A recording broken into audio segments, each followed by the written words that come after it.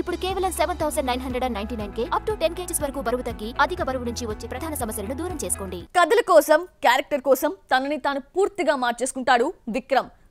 సినిమాకి గెటప్ మార్చేస్తూ కొత్తగా కనిపిస్తాడు. సినిమా కోసం ప్రాణాలను పణంగా పెట్టేసే విక్రమ్ చాలాసార్లు ఆరోగ్యం పాడు చేసుకున్నాడు. తంగలాన్ రిలీజ్ సందర్భంగా ఏ సందర్భాల్లో ఎలా ఇబ్బందులు ఫేస్ చేశాడో తెలిపాడు విక్రమ్. ఆ విశేషాలు ఇప్పుడు మీకోసం. అపరిచితుడులో రామ్ రెమో అపరిచితుడుగా 3 పాత్రల్లో విక్రమ్ చూపించిన వేరియేషన్ షాక్ ఇచ్చింది. ఇరుముగన్ మూవీలో ట్రాన్స్జెండర్ విలన్ గా హీరోగా నటించి ఆకట్టుకున్నాడు. సినిమాకి గెటప్ లో వేరియేషన్ చూపించే విక్రమ్ తంగలాన్ వరకు పాత్రల్లోకి పరకాయ ప్రవేశం చేశాడు. రీసెంట్ గా ఇచ్చిన ఓ ఇంటర్వ్యూలో మాట్లాడుతూ 2001లో కాశీ సినిమాలో పోషించిన పాత్రని గుర్తు చేసుకున్నాడు విక్రమ్. ఇందులో అంధుడిగా నటించడం కోసం కళ్ళు పైకెత్తి చూడాల్సి వచ్చేదని, ఆ ప్రభావం కంటి చూపుపై పడిందన్నాడు.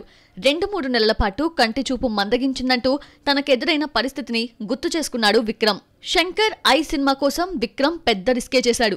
బాడీ బిల్డర్ అనారోగ్యంతో సన్నగా మారతాడు. 82 కేజీల నుంచి 52 కేజీలకు తగ్గాడు. ఆల్రెడీ 30 కేజీలు తగ్గినా సాటిస్ఫై కాలేదు.